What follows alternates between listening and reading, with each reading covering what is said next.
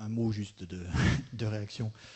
Je pense que le système de contraintes qu'on a évoqué, il va aussi avec un système de liberté. C'est-à-dire qu'on a toujours les deux aspects.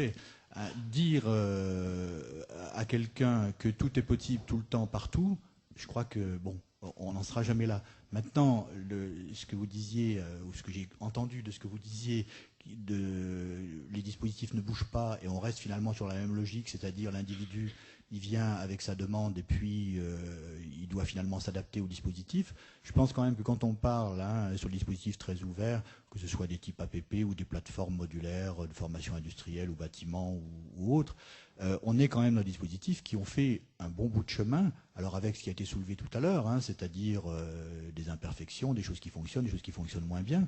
Mais je pense quand même que le système a essayé d'ouvrir les marges de liberté qui sont contraintes par des éléments d'organisation, de logistique, de financement, etc., qui font qu'elles ne sont pas extensibles à l'infini, ces marges de liberté. Mais je pense quand même qu'il y a eu un pas important des dispositifs en direction justement de la réponse aux problématiques individuelles, mais il reste effectivement des contraintes malgré les libertés qui ont été offertes. Et l'individu lui-même, je pense, a lui-même aussi son réseau de contraintes. À tout niveau, contraintes internes qui peuvent être des degrés d'autonomie ou de disponibilité, contraintes externes qui sont sa place dans le système client, etc. Et qu'on est bien toujours dans ce compromis négocié. Moi, je pense que s'il y avait vraiment les termes qui me conviennent, c'est le compromis négocié. Nécessairement, on n'est pas sur l'idéal, on le sait, mais on sait aussi quel est le sens de l'action. On avait une demande de parole en haut.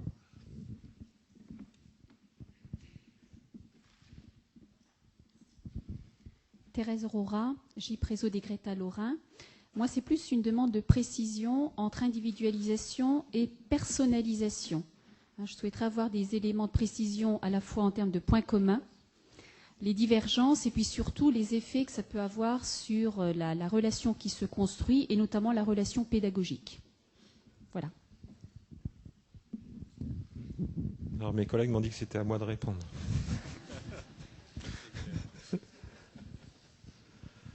Vous avez eu l'occasion de lire le texte, non?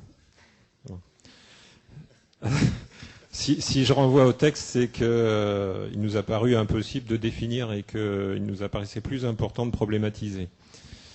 On voulait surtout éviter l'écueil de substituer un terme par rapport à l'autre ou d'amener des nuances qui seraient tellement subtiles que ça ne serait pas très opérant. Donc on n'a pas vraiment tranché. Et donc j'ai peur, sauf à rentrer dans un débat conceptuel ou théorique, ne pas pouvoir vous donner la réponse que vous attendez.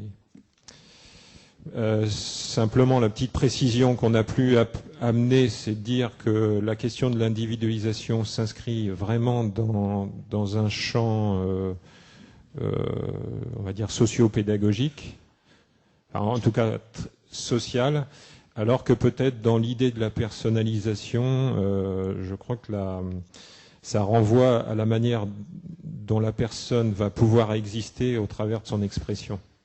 C'est un peu ce qu'on a essayé de dire. Mais comme je vous le disais, c'est un peu conceptuel et ça répond sûrement pas à votre demande.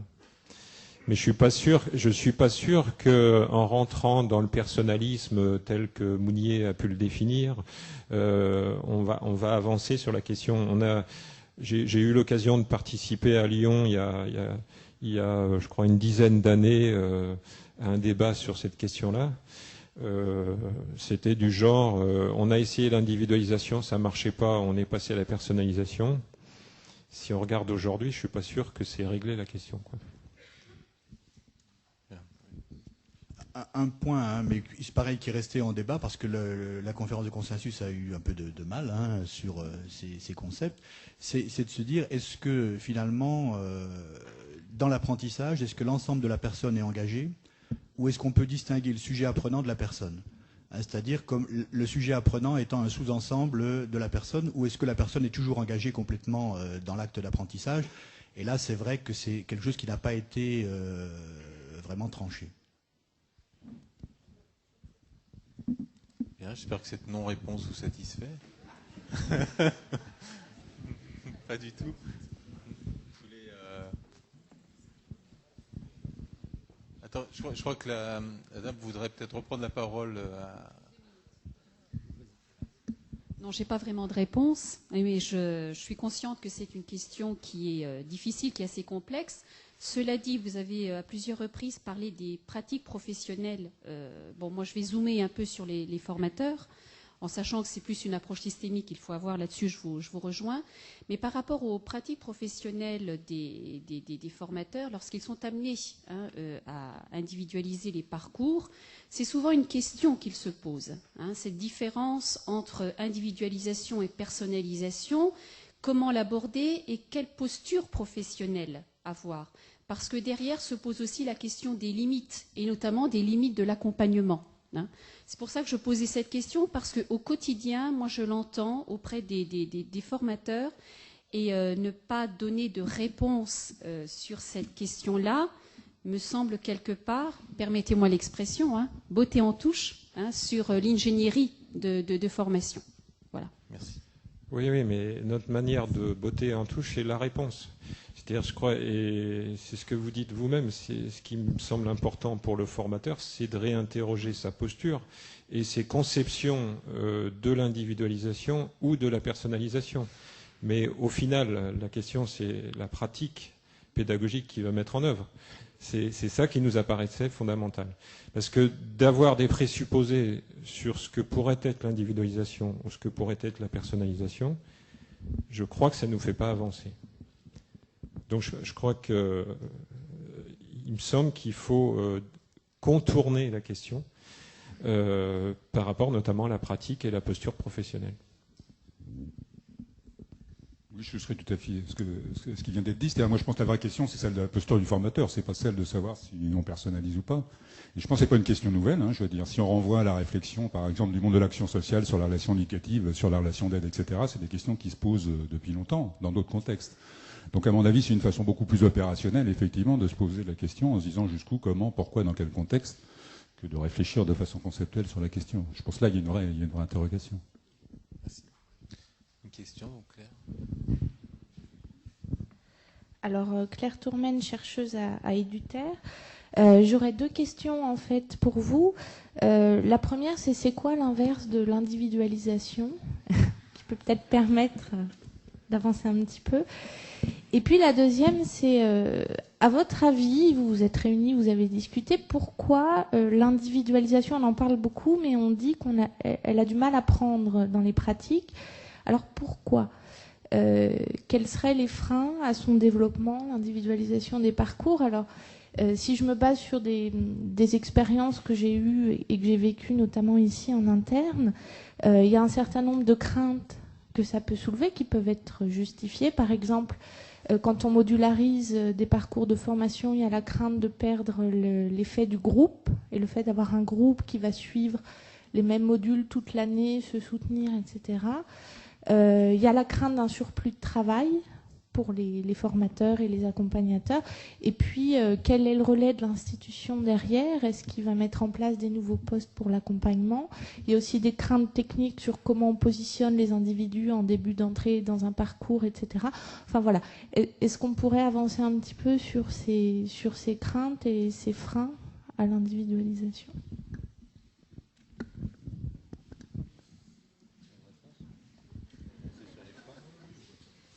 Juste sur l'inverse, ce qui me venait, c'était massification, mais dans le même temps, il y a des gens qui ont écrit sur individualisation et massification, et peut-être il y a un point d'évolution historique sur le fait qu'aujourd'hui, peut-être on peut dire que c'est pas la même chose, individualisation et massification, même si par le passé les deux notions étaient associées et que ça a pu générer les freins dont il est question dans la deuxième partie de la question. Je crois que juste un petit commentaire là-dessus, et que c'est ce que nous a dit Michel tout à l'heure. Je crois que ça renvoie aux représentations de ce que c'est que la formation et le métier de formateur. dans l'opération qu'on mène ensemble, Claire, avec des formateurs de l'AFPA, on voit que l'individualisation fonctionne d'une certaine manière. Mais par contre, les formateurs sont, si ce n'est dans le déni, dans l'idée que c'est pas leur métier et que ça leur pose plus de problèmes que ça n'en règle. Donc là, je crois qu'il y a vraiment un travail à faire d'accompagnement et de professionnalisation pour faire évoluer les représentations de ce que peut être la formation, y compris individualisée, et puis faire en sorte qu'il y ait un acte pédagogique au final dans les situations que l'on met en place, quoi. Ce qui est quand même un peu à réinterroger aujourd'hui quand on regarde des pratiques. Je crois que je voudrais intervenir deux secondes par rapport à ça aussi. C'est vrai que la question des freins et ce que soulève Hervé par rapport au métier en fait de formateur, parce que je crois que ça joue beaucoup. Si on regarde les pratiques, là on n'a pas pour l'instant fait le distinguo entre formation initiale et formation continue. La formation individualisée, c'est la formation individualisée. C'est une sorte de postulat de départ. Tout le monde n'est peut-être pas d'accord, mais je pense que ça à peu près. Et si on regarde les pratiques, on se rend compte que l'individualisation a quand même plus avancé en formation continue qu'elle n'a avancé en formation initiale. Et on peut avoir quelques peut-être éléments de réponse. C'est de dire effectivement que ça se situe aussi en termes de représentation du métier d'enseignant qui n'est pas le même sur un enseignant de formation initiale que sur un formateur de formation continue. Donc il y a cette notion de professionnalisation et de travail sur les métiers. Mais c'est un des éléments en fait, je pense, des éléments de réponse. Oui, sur les freins, je crois que vous avez déjà bien vous-même cerné la question. Mais je pense que si je voulais être un peu caricatural par rapport aux freins, je dirais que la formation individualisée, elle est très très positive pour l'usager.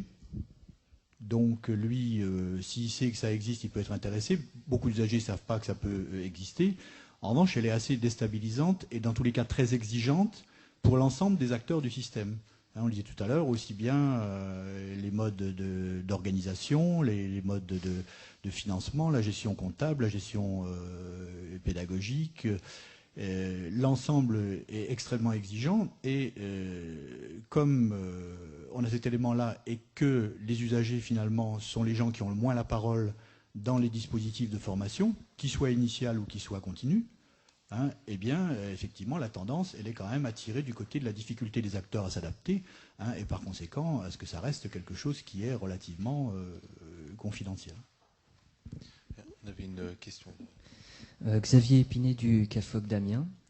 Je vais revenir, je crois qu'il y a un petit consensus dans la salle aussi, dans le cadre de cette réunion, donc sur les propos de Madame Aurora.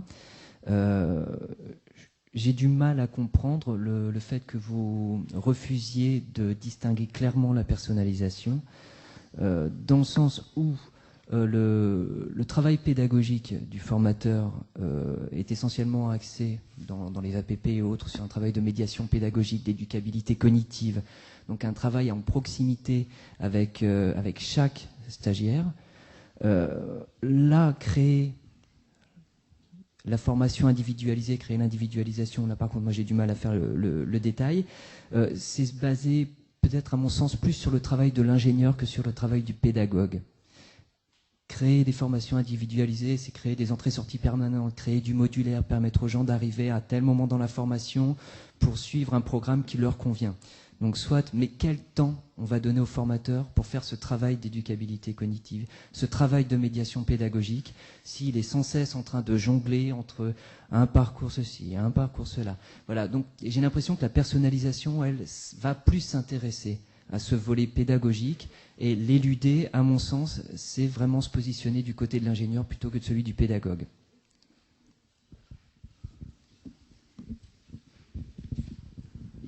Moi, je suis persuadé qu'il ne faut surtout pas exclure les deux ingénieries que vous évoquez. Alors, je vais reprendre la balle au bon par rapport aux APP en essayant de faire le lien avec la question précédente. Bon, il se trouve que moi, au début des années 80, j'ai trempé dans la naissance des APP dans la région lyonnaise autour des lieux ressources.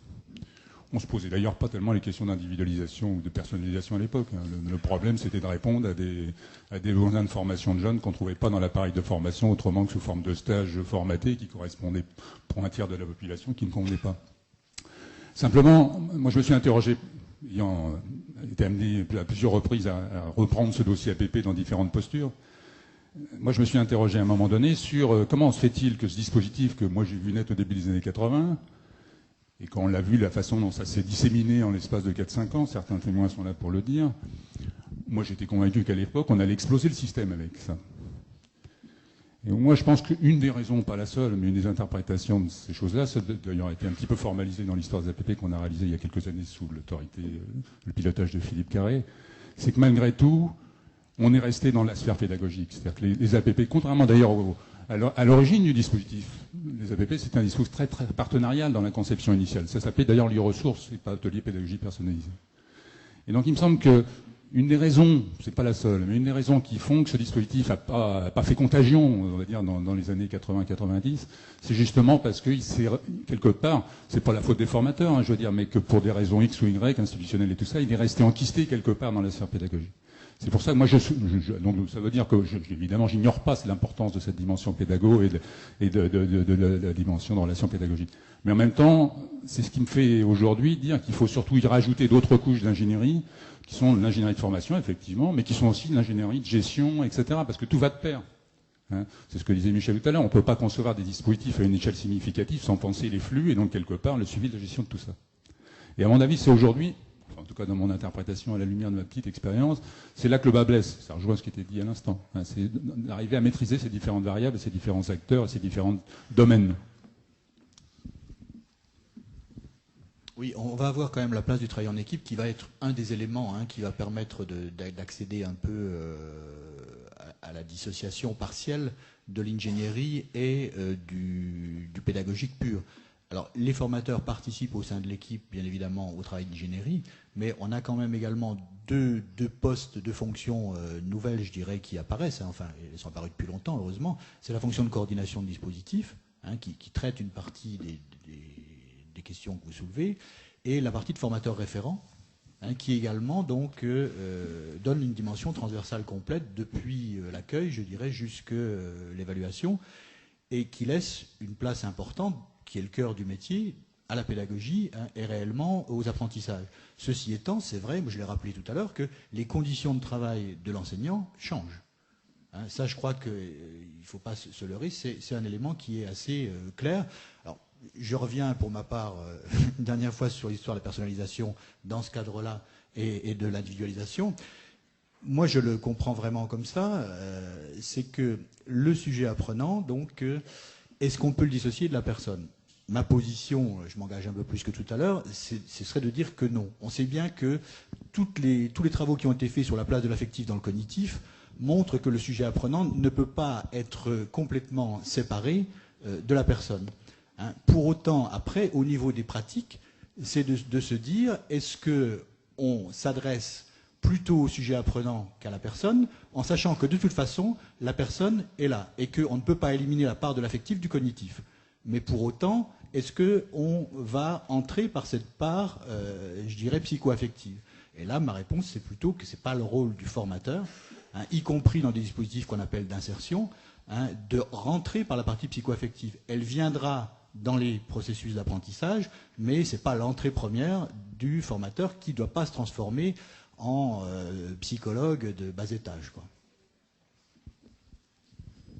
Juste, puisqu'il y a une demande insistante sur la différence entre individualisation et personnalisation. Donc je maintiens l'idée que du point de vue des pratiques pédagogiques, il me semble dangereux de rentrer dans une différenciation. Mais si vous regardez la 3e page, vous avez 3 points rouges qui répondent à la question. Enfin, en tout cas, une partie. C'est-à-dire que... Et pour reprendre un modèle que j'ai travaillé, qui est une approche anthropo-formative de l'expérience humaine, je vous disais tout à l'heure qu'il faut considérer la question de l'expérience dans ces 3 moments et 3 mouvements. Je crois qu'il y a une idée de... Pardon. Qui est de considérer l'individu comme un résultat, comme une construction héritée du passé. Hein, c'est ce qu'on a essayé de mettre. C'est-à-dire que là, c'est l'individu, le résultat d'un certain nombre de déterminations sociales, culturelles, éducatives et d'un équipement cognitif. Et puis, à l'opposé, d'un point de vue de la temporalité, c'est la projection, c'est le devenir, c'est ce qui pourrait être. Et ça, souvent, ça s'exprime, c'est-à-dire c'est de la dimension symbolique, c'est une mise en perspective. Et je pense que la formation individualisée doit se situer au niveau du sujet, c'est-à-dire dans ce qu'on a appelé le champ de dépendance et de volonté d'autonomisation. Je crois que c'est parce qu'on va réinterroger nos conceptions de la personne ou de l'individu qu'on pourra avoir des éléments de différenciation des pratiques pour réaliser des formations individualisées. Vous vouliez répondre peut-être plus non? C'est pas dans le... Non, c'est une question un petit peu différente. D'accord. Est-ce qu'il y a d'autres réactions par rapport à ce sujet, justement, de la personnalisation et individualisation? Sinon, on passe à un sujet... Enfin, c'est pas complètement hors sujet. Hein. Je me présente Guy Sapin, donc C2R Bourgogne, Centre régional de ressources. Moi, j'ai une interrogation qui est un petit peu plus généraliste que ça. Et je voudrais faire part de ces interrogations qui sont à la fois de la réflexion et des expériences de terrain, qui viennent plutôt de réflexion et d'expériences de terrain ou de lecture. Moi, plus j'avance dans la compréhension du système de formation, moins j'ai de certitude, et depuis un bout de temps. Je bosse dans ces systèmes-là depuis 1974, donc j'ai une certaine vision de ce que sont ces systèmes-là. Moi, j'ai un peu le sentiment qu'on est quand même, et ça rejoint un autre concept qu'on utilise absolument tout le temps, c'est l'innovation. J'ai l'impression que individualisation et innovation sont actuellement les deux mots qui paralysent les systèmes, les pédagogues et même les institutions.